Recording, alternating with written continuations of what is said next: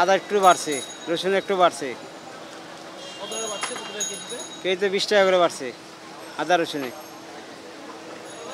আলুতে 5 টাকা বাড়ছে, পেঁয়াজে 5 টাকা বাড়ছে। আর এখনো 1 জুলাই থেকে শুরু, কিন্তু আজকেও বাজারে তার এফেক্ট হয়ে গেছে। আর মানে আমরা কোনো রকমে চলছি আর কি।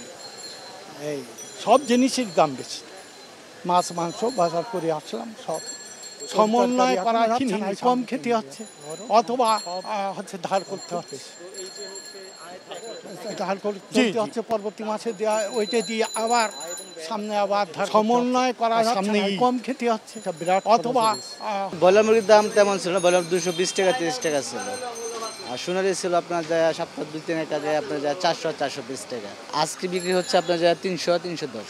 পটল হলো 80 টাকা কেজি, আর লাউ হলো 60-70 টাকা পিস, টমেটো 100 টাকা কেজি, বরবটি 80 টাকা, লতি 80 টাকা, করলা 80 টাকা।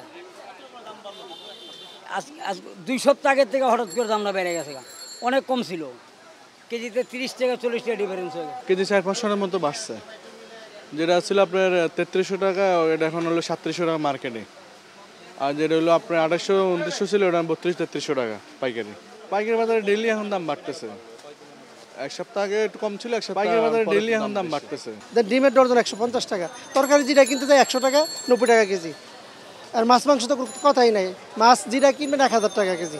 সবসময় খরচ বাড়ে, কিন্তু খরচ কমাইতে পারতাছি না, কিন্তু অনেক চেষ্টা করি, এই যে বাজারে এই মাথা আটতাছি যে একটু কম টাকা নিতে পারি, একটু কম আর পারি না, এই দাম দিয়ে নেওয়ার লাগে। আমাদের জন্য অনেক ট্রাপ, আমরা মধ্যবিত্ত ঘরের মানুষ, আমাদের জন্য অনেক কষ্ট। ওয়ালটন ফ্রিজ কিনে অনেকের মতো আপনিও হয়ে যেতে পারেন মিলেনিয়াল, সেরা পণ্যের সেরা অফার।